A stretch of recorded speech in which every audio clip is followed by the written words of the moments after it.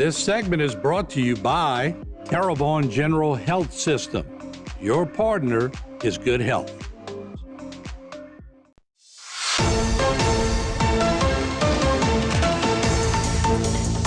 Hello again, everyone, and welcome to Bayou Time on a sad note. But it sure brings joy to me to think of all the times that I spent with Tony Haselden and his wife Julia, and many of the friends and family members, as Tony just exuberated joy. He was a giant in the music business, and I don't care what walk of life you're from around here, and a lot of people have that claim that they're the music giants in this area. Well, let me set the record straight. Tony Haselden was a giant, and you will see that in our presentation today. And we're going to have so many shows in the next few weeks on Tony. He was that big. I think last count, over 45 hit songwriting excursions, and you'll see the names in a second. But Tony Haselden was one of a kind. I met him way back in the day. We didn't become close until I traveled to Nashville trying to break into the songwriting business, and Tony and Julia always welcomed me into their home, spent much time there. Of course, we had the LaRue gigs for laid back. So without further ado, we have a lot to show you. Let's roll in. Let's start off with an interview I had in 2004 in Nashville, Tennessee.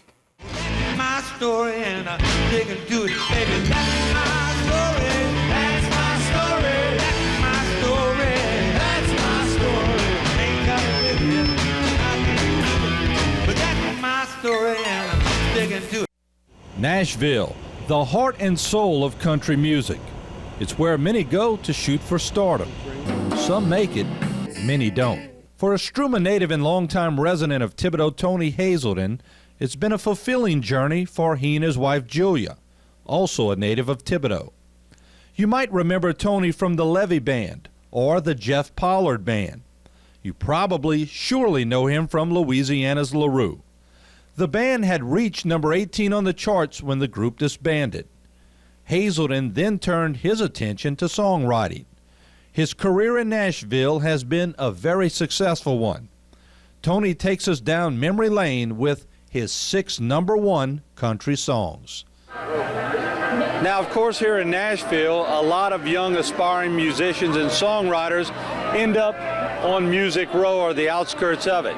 We caught up with a young writer who said he loves Tony Haselden's music. He didn't know who Tony Haselden was, but he certainly knew his music. Well, I came in as the sun came up. She glared at me over her coffee cup. She said, "Where you been?" And I thought real hard, and I said, "I fell asleep in that hammock in the yard." She said, "You don't know it, boy, but you just blew it." I said, "That's my story, and I'm sticking to it." That's my story. That's my story. I ain't got a witness, and I can't prove it, but that's my story, and I'm sticking to it.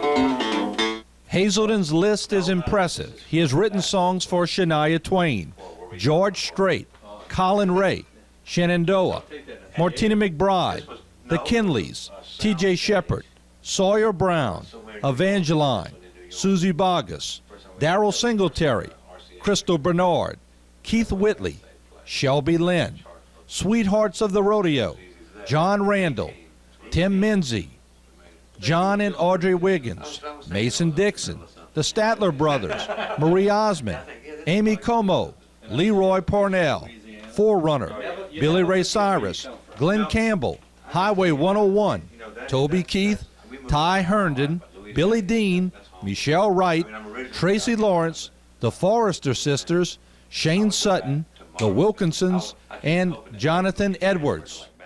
And of course, there's many more names. Walker Hayes, who accompanied Tony upstairs here at HTV, has had many hits and many kids along the way. Leroy Parnell. And yes, Tony even wrote a song for Kid Rock. There were so many songs over the years, and Tony was once again what you describe in the music industry as a go-to guy.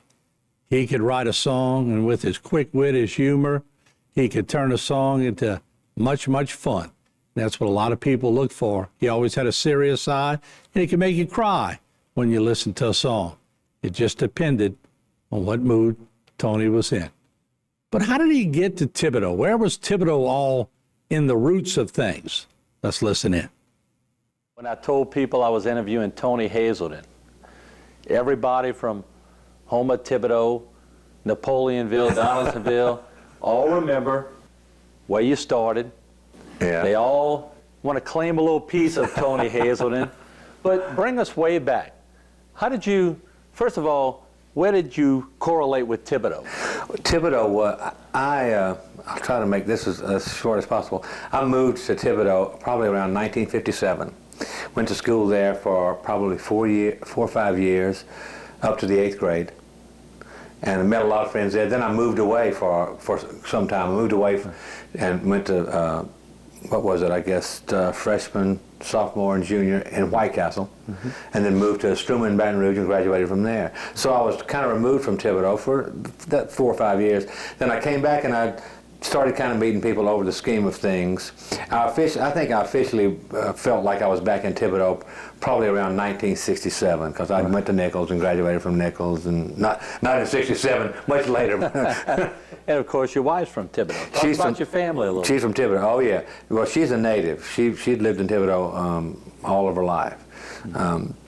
Everybody in town knows Julia. She had a shop called Looks Good that kept us alive for many years while I was up here pursuing this thing. So she's if anybody's responsible for it, she's probably more responsible for it for me. All I did was something I loved to do, and she took care of the rest, and still does, actually.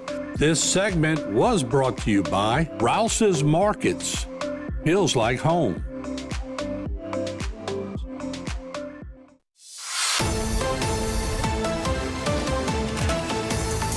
When did Tony Haselden first know that, first of all, you love music? Yeah, I always played. I mean, I played in high school bands, junior high school bands. Started doing well from elementary school on. I started playing guitar probably about 13 or 14, and that's when I realized I wanted to play guitar. No hint that I would ever do it professionally. Never planned to. Just it was always fun. It was a great, kind of great therapy, and it was something I just couldn't put it down, so I kept playing. The first hint of wanting to do it professionally probably would have been, by that time I was old enough to know better, but I was probably about 20, I guess 25, something like that. Did friends come up while you were playing and say, Tony, you got this talent, you ought to give it a shot, or did you have an inner spirit that was bringing you along while you were learning? Well, I'm not sure. I always played purely for fun, and even what professional success I've had has found me. I've never looked for it, and I know that sounds. I don't want to belittle what it is. I've been very lucky that it's found me. I mean, I was getting ready to graduate from Nichols. I just started. I was about 9 hours into my master's program in psychology, and I was about to quit and go to work as an offshore insurance investigator. Okay. And the friends that I'd played with in a group called the Levy Band, Roddy from Houma was in it.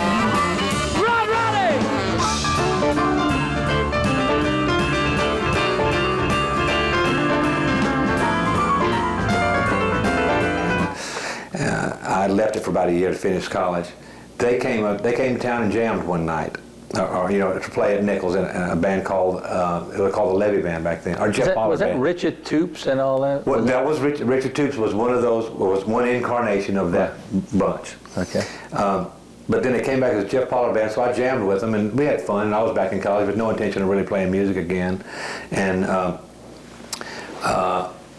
They called me at 2 that morning when they got back to Baton Rouge and said, "Man, you need to come play in this band." I'm going, I don't do that anymore. And then they started explaining that, we have a deal on, pending on RCA, Capitol Records, and we're getting ready to go showcase in LA in a month, and we would like you to go to. So, long story short, that's when that kind of found me. I fell into that, but for no reason other than that I just love to play. And whatever my abilities are, whether they're average or good, or I don't know. You never know where you fall in the scheme of things. It's not like a test you take, but apparently it was good enough for that to happen. So that it's just all kind of as a result of doing something I love to do, it's all kind of fallen into play.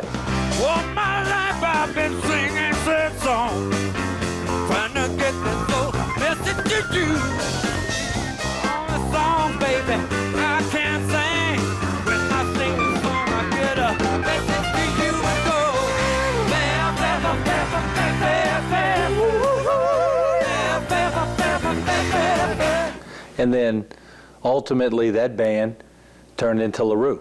That band turned into LaRue. We got Tell a us deal. about LaRue. A lot of people remember you Yeah. from LaRue. Most They're going to people be do. shocked at how many number ones you have later in the program, but let's start with LaRue. How did that start?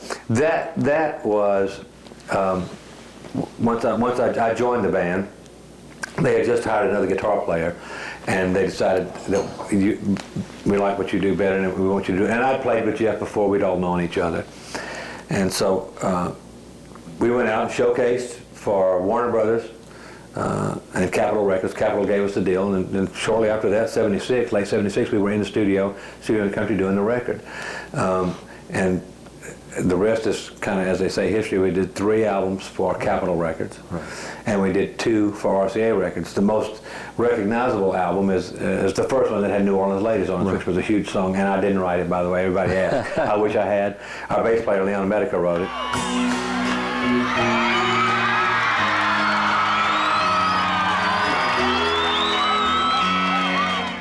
This segment was brought to you by Gin Gators. We sink our teeth into service.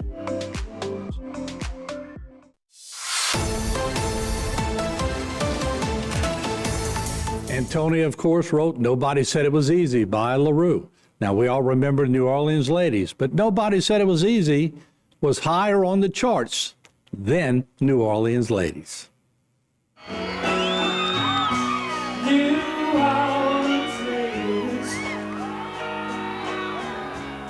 a sassy style that will drive you crazy, and they hold you like the night pulls away when this candles burn.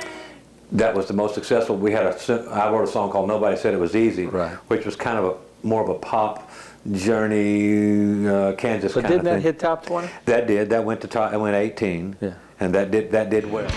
Nobody said it was easy. Nobody said it was. Nobody said it was easy. Nobody said now is no time to give up. Nobody said it was easy. Is that, looking back, would that be fair to say that in the business you're in, nobody said it would be easy? Yeah, it is kind of. It was kind of one of those things. That was another one of those songs where the music came first, and there was music and there was a melody, and then trying to think of something to say. And when I look at that song now, from the standpoint as a pure writer, it lyrically it leaves something to be desired, but it tells a story kind of like it was a story about kids more than anything else, you know. And it was kind of like the music business. One day you hate it, one day you love it, one day you don't know what to think of it. So, and overall, it was descriptive of that and any other business. I remember 1977, 78 Municipal Auditorium in Houma, the old building. Yeah. My first concert ever. Y'all walked on stage as LaRue, and right off the bat, take a ride on a riverboat. Oh yeah. Take a ride on a riverboat. We're gonna leave in that saucy road. Paddle wheel down to New Orleans. Gonna find me a brand new queen.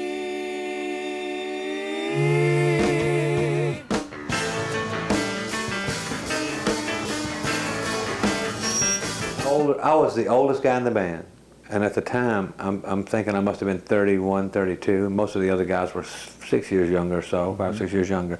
And like I said, I was old enough to know better, but I still did it anyway. I still played music anyhow. But sometimes you can't fight the passion. It just kind of it moves you along and takes you where as long as you consider it, it takes you where you need to go. Most of the guys were young, and it was we were real happy to be able to do something like that. I mean, nobody ever thought that could happen. It was just kind of a... LaRue was, I won't say on the verge, y'all already Yeah. had a couple of hits, and then all of a sudden Jeff Pollard decided to do something else, had other interests, and then the band went in different directions. How was that transition for you, personally? It was, you know, and it's well put. We were on the verge. We were one single away from going to the next level. And at that time, we had toured with most of the big acts in the United States. We had done a complete Doobie Brothers tour, complete ZZ Top tour, Kansas, Journey. We'd done several Journey tours. We'd done a thing with Foreigner and played stadiums with Foreigner and 38 Special. And we had toured with everybody on the planet as an opener, or third bill, or second and third bill. And we were just at the point where we were probably about to make the next step. Jeff decided, Jeff had other callings, and he couldn't reconcile that with playing music anymore. So I think that probably made some difference. And as far as the way the music changed, the difference between the first album, or even the first two albums, and the last three albums is radical. It was a band that went from almost being that started off as Little Feat, and ended up being Journey or Kansas or Foreigner, which is, we had toured with those people, and it's one of those things where you go, well, they're very successful, why don't we kind of lean in that direction? And you keep leaning, and you keep leaning, and before you know it, you're a clone of something that, I think we did it well, but it wasn't really we weren't playing music that separated us from anybody else. It wasn't LaRue, which the title says, a mixture of different things. That's right, it wasn't that. It became focused on something that was, that had already been done. And done many times. Not that what we were doing was purely original, but it had a certain space that it would have worked better had we kept to it, I think. And there was probably some moments when we sat around as a band going, now what do we do now? We immediately started looking for singers. It was the only thing we could do. It was the next step, the next most obvious thing to do.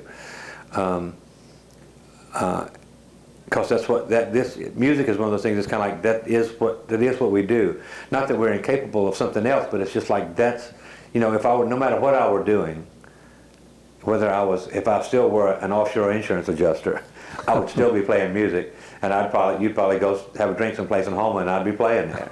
I would just do it because that's what I do, and I'll probably do it till I fall down somewhere. I think the last time I saw you was 3 or 4 years ago. Y'all played on Laid Back. Yes. Our show on HTV. We did.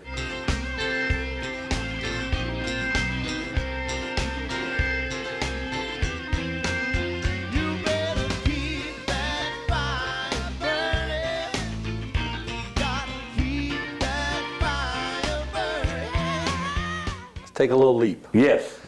I'll tell you where I first heard that Tony Haselden was doing pretty good in Nashville. Of course, after LaRue and when y'all sort of broke up and went your own way, I installed this karaoke system at my house where we used to have these karaoke parties, all right? And of course, when they put the song up after, they always put who wrote it. Yeah. I saw the name Tony Haselden, and I'm going, I wonder if that's the same Tony Haselden. And sure enough, it was. But tell us, first of all, how did you end up in Nashville? And you're familiar with this story because you come up here and you see how 16th Avenue operates, going into publishers and stuff like that. LaRue decided to stop touring. We sold our bus to the merchandising, Tommy Kirklees, who did merchandising for Ronnie Millsap.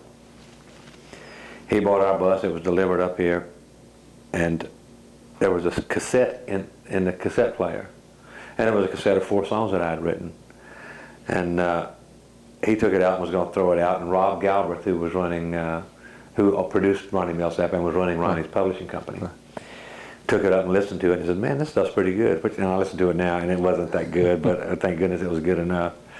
He said, and they had who to call. He called me and introduced himself and asked me if I'd want to come write songs in Nashville. I said, well, I said, I'm not ready to move to Nashville. I said, I'd love to write songs, but he said, well, you don't have to live here, but let's do this. So we struck a deal, which was at the time a little more than enough money for me to pay for a small apartment up here, very small apartment, and travel back and forth.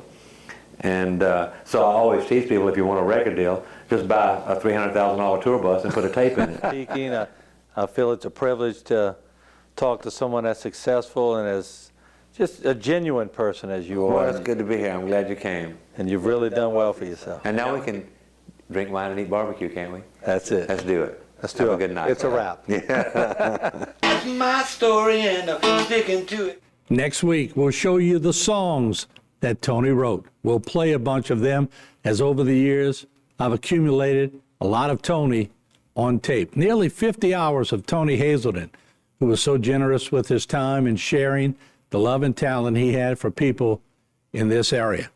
We'll see you again. Keep watching Facebook and YouTube. We're going to have a lot more on Tony Haselden. This segment was brought to you by Trapp Chevrolet. We're always on your side.